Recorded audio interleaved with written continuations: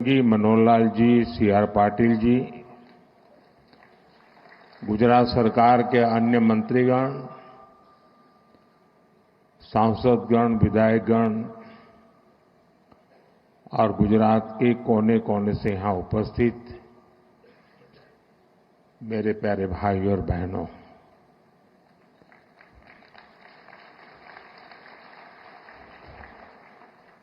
मैं 2 दिन से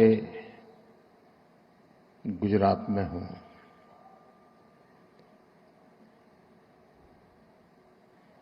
कल मुझे बड़ोदरा, दाहोद, भूज, अहमदाबाद और आज सुबह सुबह गांधीनगर, मैं जहां जहां गया ऐसा लग रहा है देशभक्ति का ज्वार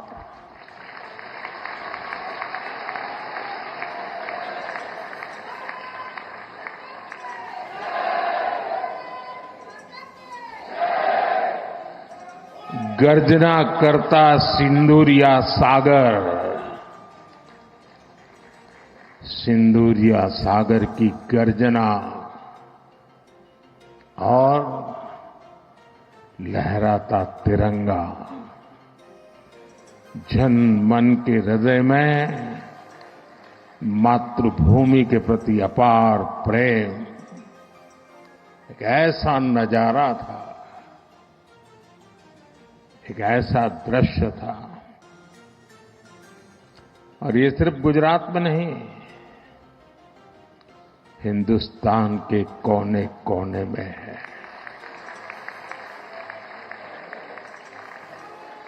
हर हिंदुस्तानी के दिल में है।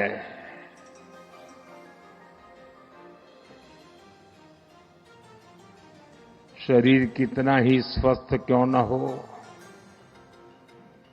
लेकिन अगर एक कांटा चुभता है तो पूरा शरीर परेशान रहता है। अब हमने तय कर लिया है उस कांटे को निकाल के रहेंगे।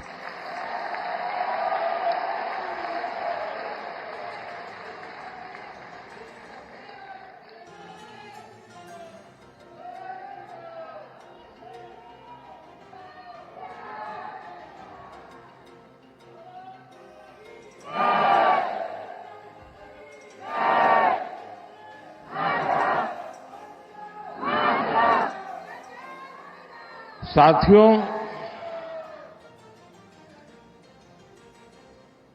नाइनटीन 1947 में जब मां भारती के टुकड़े हुए,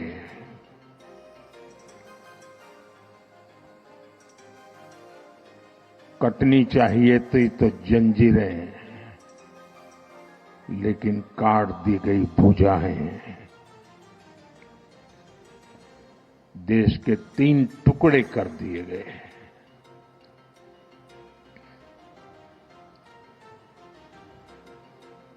और उसी रात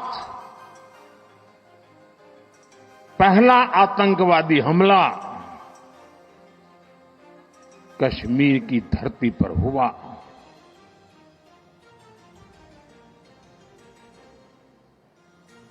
मां भारती का एक हिस्सा आतंकवादियों के बलबूते पर, मुजाहिदों के नाम पर पाकिस्तान ने हड़प ले लिया।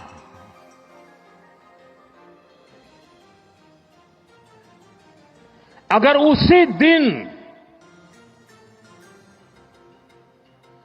इन मुजाहिदों को मौत के घाट उतार दिया गया होता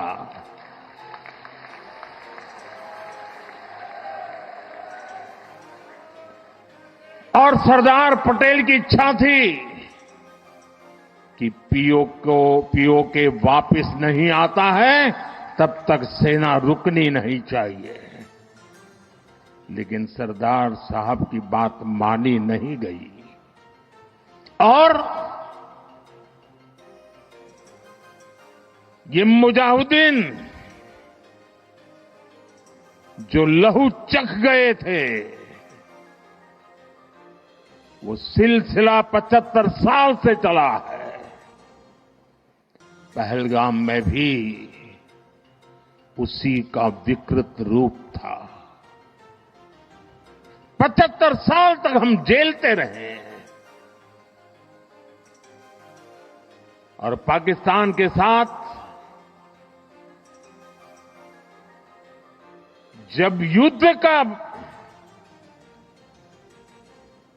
नौबत आई, तीनों बार भारत की सैन्य शक्ति ने पाकिस्तान को धूल चटा दी।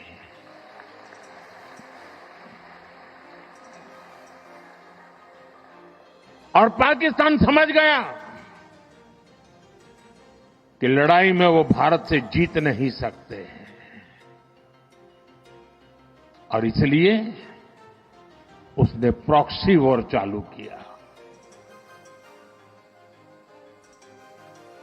सैन्य प्रशिक्षण होता है, सैन्य प्रशिक्षित आतंकवादी भारत भेजे जाते हैं और निर्दोष निहत्थे लोग कोई यात्रा करने गया है, कोई बस में जा रहा है, कोई होटल में बैठा है, कोई टूरिस्ट बन के जा रहा है, जहां मौका मिला वे मारते रहे, मारते रहे, मारते रहे और हम सहते रहे। आप मुझे बताइए, क्या ये अब सहना चाहिए? क्या गोली का जवाब गोले से देना चाहिए? ईंट का जवाब पत्थर से देना चाहिए? ये कांटे को जल मुर्द से उखाड़ देना चाहिए?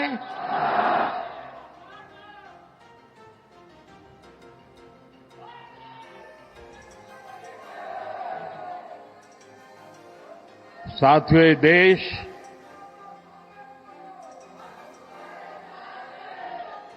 उस महान सांस्कृतिक परंपरा को लेकर के चला है, वसुधैव कुटुंबकम। ये हमारे संस्कार है, ये हमारा चरित्र है, सदियों से हमने इसे जिया है। हम पूरे विश्व को एक परिवार मानते हैं। हम अपने पड़ोसियों का भी सुख चाहते हैं, वे भी सुख चैन से जिए, हमें भी सुख चैन से जीने दे।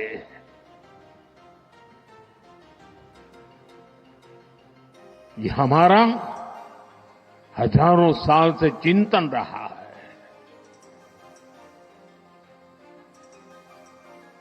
लेकिन जब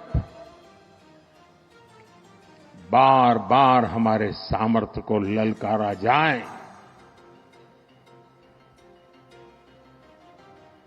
तो ये देश वीरों की भी भूमि है।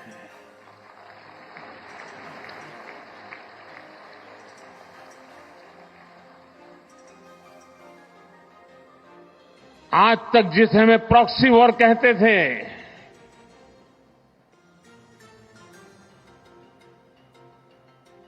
6 मई के बाद जो दृश्य देखे गए,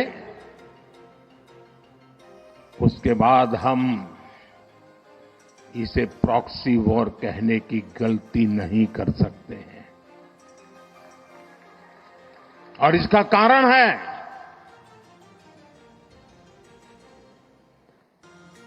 जब आतंकवाद के 9 ठिकाने तय करके 22 मिनट में, साथियों 22 मिनट में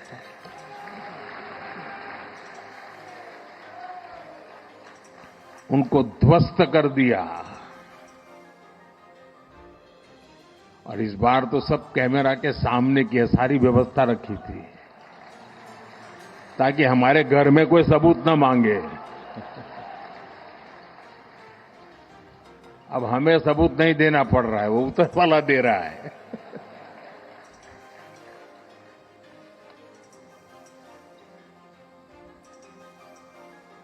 और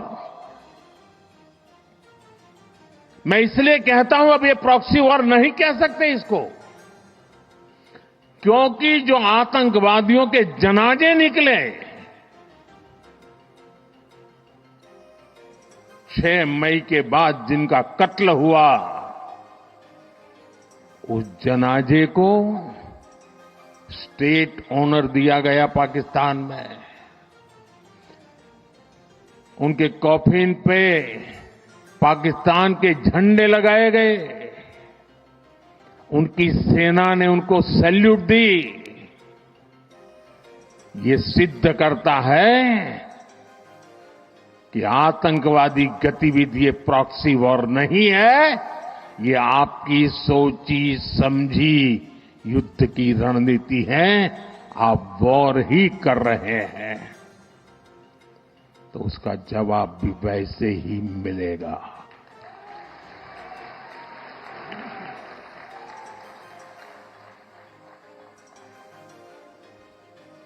हम अपने काम में लगे थे, प्रगति के राह पर चले थे।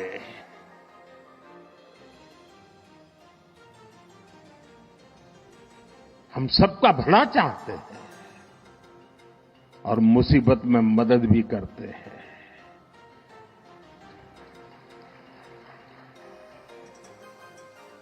लेकिन बदले में खून की नदियां बहती है।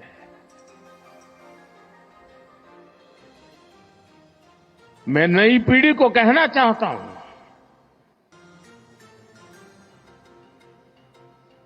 देश को कैसे बर्बाद किया गया है। 1960 में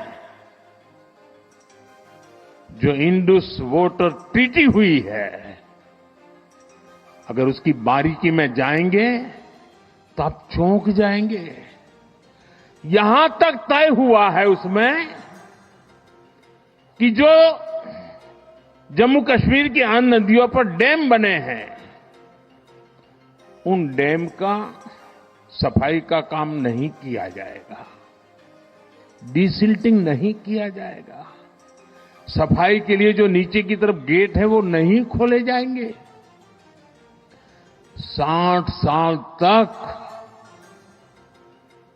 ये गेट नहीं खोले गए और जिसमें 100% पानी भरना चाहिए था, धीरे धीरे इसकी कैपेसिटी कम हो गई, 2%, 3% रह गया।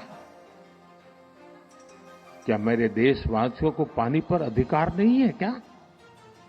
उनको उनके हक का पानी मिलना चाहिए, नहीं मिलना चाहिए क्या? और अभी तो मैंने कुछ ज्यादा किया नहीं है।